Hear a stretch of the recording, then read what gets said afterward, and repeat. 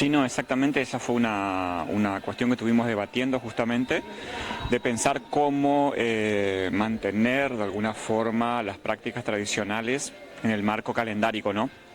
En ese sentido es que pensamos una transmisión, una recuperación de las prácticas en el campo de lo virtual y de alguna forma que la gente pueda seguir viendo la vigencia, la práctica del toro candil, la quema del muñeco y demás, transmitidas desde aquí del Museo de Campo, que consideramos es uno de los lugares más apropiados para la circunstancia, y evitando obviamente la aglomeración de personas y la cuestión del tránsito, ¿no? Que es lo que hay que de alguna forma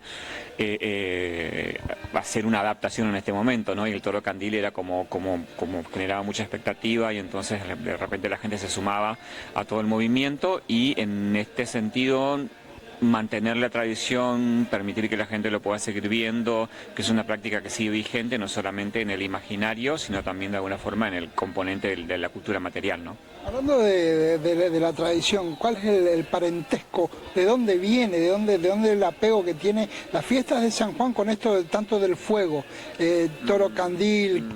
Bueno, bien, eso sería como larguísimo de explicar, pero vamos a sintetizarlo del siguiente modo, o sea, todo lo que tiene que ver con los cultos heliolátricos, es decir, los cultos de veneración del fuego, son cultos precristianos. Hay muchísimas prácticas actuales inscriptas en el calendario litúrgico del cristianismo que son un proceso de readaptación, de resignificación o de asimilación por similitud. ¿Qué significa esto? Que significa que tenemos aquí una mestización de prácticas culturales, es decir, nosotros estamos viviendo un periodo de cambio del solsticio, que es una cuestión, como habíamos mencionado, una cuestión astronómica, y en este periodo las determinadas prácticas precristianas presumían la necesidad de mantener las noches más largas del año iluminadas. Entonces, el uso de fogatas, por ejemplo, sobre las cuales se saltaba para generar la purificación o de alguna forma también el uso del fuego para iluminar la noche, para que no ser perturbado, por ejemplo, por el espíritu de los muertos o los demonios y ese tipo de cuestiones. Estuvo muy vigente y estuvo de alguna forma muy presente hasta el advenimiento del cristianismo. Entonces, en el proceso de mestización entre los cultos no cristianos y los cultos cristianos es donde surgen muchísimas de las prácticas que nosotros hoy conocemos como prácticas de la religiosidad, ¿no? San Juan Bautista es el único que se va a celebrar en su nacimiento. Esto es interesante, o sea, no en su muerte. ¿Y por qué? Porque en realidad su nacimiento coincide con los cultos heliolátricos de veneración al fuego y veneración al sol.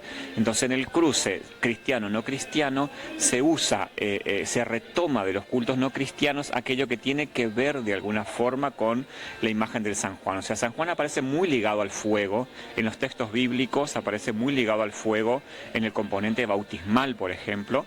Entonces, se retoma ese componente y se lo resignifica. Entonces deja de ser del mundo de lo pagano, entre comillas, y pasa a ser del mundo de lo cristiano.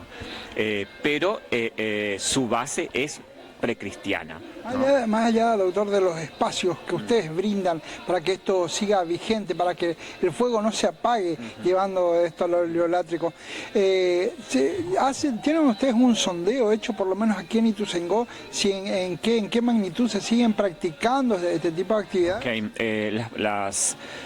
La noche de San Juan, que es esta que estamos viviendo, tiene muchos componentes.